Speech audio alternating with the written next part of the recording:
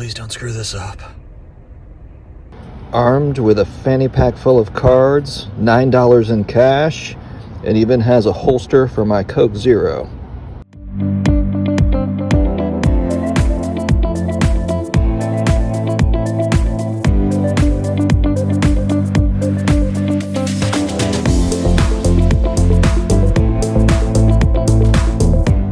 Whoa! It's card show vlog day today, guys. Oh yeah, we're getting out in the streets of Raleigh today. I'm gonna be with Chris, baseball card collector, investor, dealer, in that order. Or I'm about to go meet up with him here in a few minutes. I do have a few cards that I'm going to bring with me. A little bit of trade bait, if you will. It is modern basketball. A lot of people are actually moving off of modern basketball, and I am going to be one of those people today. All right, so I'm just going to show a few things that I'm looking at potentially moving. If I see something I like, if we can make a deal, blah, blah, blah. All right, Luka Revolution PSA 10. Believe it or not, at one point, I had an $800 offer on this card. Declined it. Tears. His buddy Porzingis, Hoops, PSA 10. Nothing crazy. A lot of this is little stuff, guys. Little stuff in the grand scheme of things, in the grand scheme of the card space. Giannis 2018 Red Ice in a PSA 10. Luka base Hoops rookie card in a PSA 10. Brandon Ingram. I think this guy's underrated. I like Brandon Ingram. Optic Holo PSA 9. And the main man himself, Steph Curry 2017 Optic Court Kings. So we'll see what happens here. You guys know what I like. I've kind of shifted focus towards Hall of Fame autos, patches, etc. I'm looking maybe at a vintage rookie card. Probably going to make my last card purchase of the year today. I've got some other things that I'm saving up for, holiday shopping, etc. But I am looking forward to this show with Chris, so I will be right back. Stay tuned. All right, we are here at the Kerr Scott building, about to head in. Chris is not going to be here for a little while, so I'm going to head in and see what's kind of going on inside, see if I can swing any deals. We'll see. All right, guys, I am back from the Raleigh Card Show. Unfortunately, when I got there, they have changed the rules at the Raleigh Card Show, and there is no video allowed inside the exhibit hall, inside the venue. So unfortunately, no action video from inside there. I didn't really want to push my luck. This is my local show, so I don't really want to get kicked out of my local show because I want to be going back, etc. I did spend a couple hours following Chris, baseball card collector, investor, dealer. We had lunch together at a food truck, and we just kind of talked about life and a bunch of stuff. It was awesome hanging out with Chris. I will share my thoughts on just how he operates at a show, watching him, shadowing him, if you will, shadowing a Jedi Master.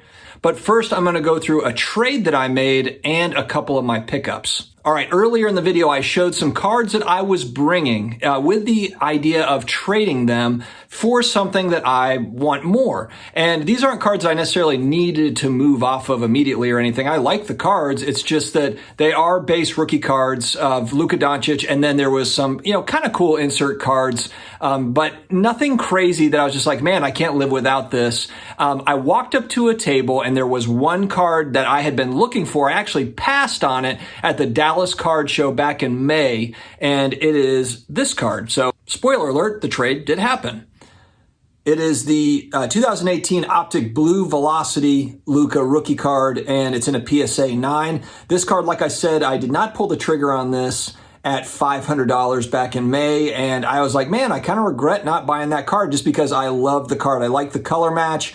And what I've been trying to do is just think about looking at kind of consolidating Luka rookies into stuff that might be a little bit more scarce of Luka. I like the player, but I was thinking I don't necessarily need to have 30 different kind of smaller cards of his. It'd be nice to just kind of move into some, and look, nothing crazy high end. That's not really how I operate. It's not within my budget, but just something that I really like, aesthetically, like, man, this is a cool card. And this Blue Velocity was one in particular that was on my list. And it was going to be on the list that I'm making. I've got my top, 50 cards that I'm making a list of for 2022. I'm going to whittle that down to 20, but that was one of the top 50 cards that I wanted for 2022 is that Optic Blue Velocity in a 9. And so what I gave up for that card was the Revolution Luka rookie card in a PSA 10, the base. Then also a Hoops Luka rookie card in a PSA 10, also just base. And then also a 2017 Silver Prism Giannis in a PSA 9. I actually really like that card. I didn't really want to see that one go. And then also a Steph Curry 2016 Optic Holo Court Kings. Another really cool kind of insert. It is the holo version in a PSA 9. And then I also gave him $70 on top of those 4 cards to get this card. Now, if you look at the individual parts, really the dealer probably got the better end of the deal as far as just overall value if we're comparing one against the other. But I didn't really want to go through the hassle of trying to sell the individual parts because frankly, it's just been kind of tricky. And then of course you have to go on eBay, you've got selling fees, you've got other things to think about. And then also what I've noticed too is like, for example, the Court King, Steph Curry, or even that Giannis, that Silver Prism in a PSA 9, those cards that are in that range, that are in that $50 to $75 range, they're difficult to sell on the secondary market at times because there's a lot of different kind of parallels for those players. And so this was more of a decision for me to be able to just trade into a card that I want without the hassle of selling all the individual parts. So it was a deal that I was happy with. I got the card that I wanted, and then it also did work out for the dealer as well. I think he was happy with it as well to where, he can get a few bucks on it. All right, the next pickup is going to be a little unorthodox. I am a scary movie buff. I love all the original scary movies, with the kind of the rise in graded VHS. I was looking into like Friday the 13th and all these, Nightmare on Elm Street original stuff. Of course, the sealed VHS stuff is really, really expensive. Still a very, very new market. But one item that I did see at this show that I thought was really cool is this movie poster. And it's kind of the original Friday the 13th movie poster. And it is signed by the actor, the original guy that played Jason in the original Friday the 13th movie.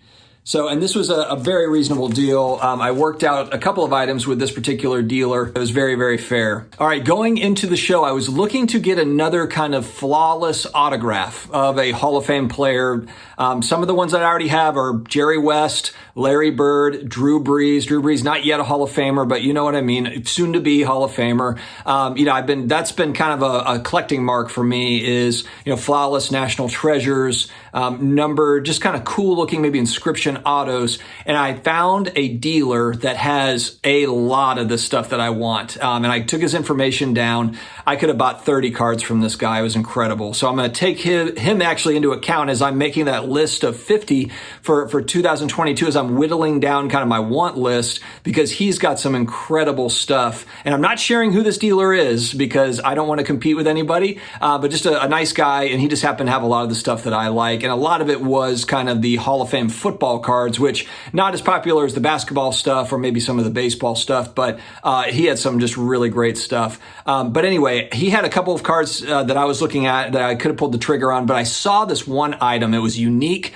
It's something that I thought, man, that is really kind of a statement piece. And it just kind of it was pulling at me. It was pulling at me. I kept on like looking back at it. We were like locking eyes from across the room. And it was just like one of those things. And I was like, I don't think that I'm going to be able to really afford it. And I don't want to pay an exorbitant amount. And ended up buying it. And it is this signed Saints helmet. And it's Drew Brees and Alvin Kamara have signed this helmet. The thing that was really interesting about this is I heard people talking about this helmet and they're like, yeah, but Alvin Kamara signed it, so I'm not really interested. And for me as a Saints fan, I thought that was a bonus. I didn't look at it as like, oh man, it's not just Drew Brees that signed the helmet.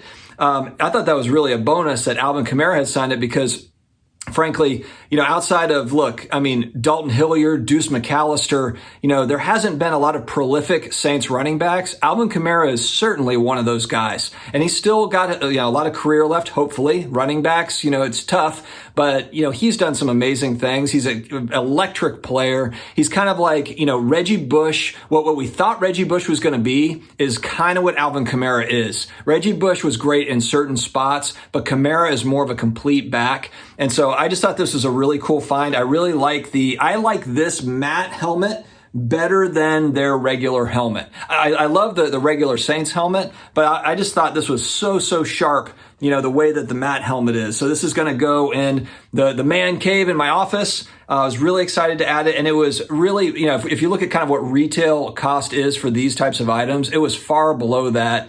And so we were able to work out a deal, and it just worked out great. So it's funny because I thought I was going to go in and get like a really nice card kind of to end out the year, and I ended up getting sports memorabilia stuff and a scary movie poster signed by an actor. So there you go. One takeaway though that I would say is I met that dealer, and that was a critical one because I've said it on the channel before, but I'd like to get more face-to-face dealings, in part because I want to have more, I want to have better relationships with dealers, with sellers, so that I can give them business and they can give me, breaks here and there.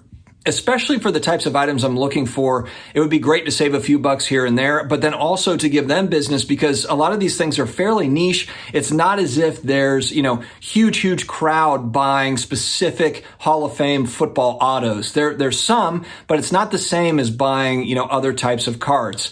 And so it was really important to me to, kind of build on dealer relationships. And this one in particular was great. I didn't actually buy a card from him, but we talked for a long time. We talked about, different cards, different things. And I think that's a really important takeaway. And I'm also going to use that takeaway as something as I was watching Chris, baseball card collector, investor, dealer, kind of work his Jedi magic. He knew a few of the dealers that were at this Raleigh show. He knew them already, and he's never been to the Raleigh show before.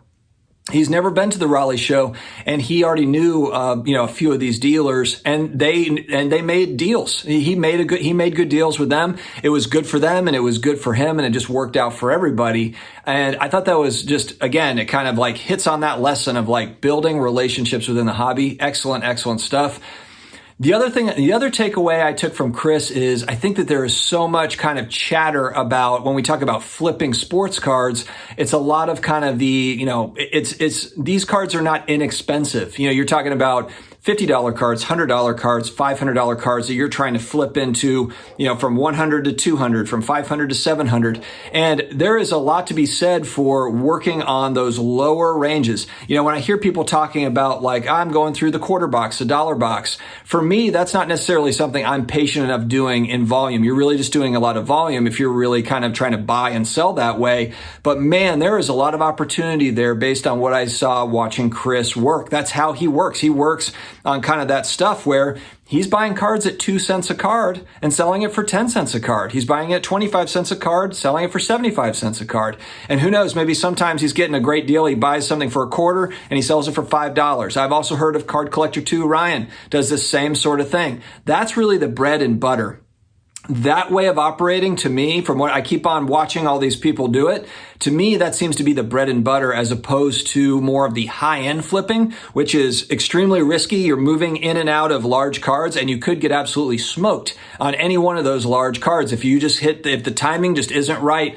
And over the last 2 years, the timing was kind of always right because everything was kind of just moving like this. Well, now it's not like that. You'll hear more and more, you'll hear, different folks say it's harder to flip these days, and that is true. But where I'm really seeing it and where it's really kind of registering with me is there is a lot of opportunity kind of on that lower end, moving in and out of stuff on the lower end, if that's something that you're interested in doing and putting the work into doing, because let's not like mince words. It's going to be work. It's going to take time. It's going to take effort and energy. And a lot of times the reason why those deals are to be had is because those dealers or those people, whoever own the collections or just whatever, they don't want to go through the hassle of selling them.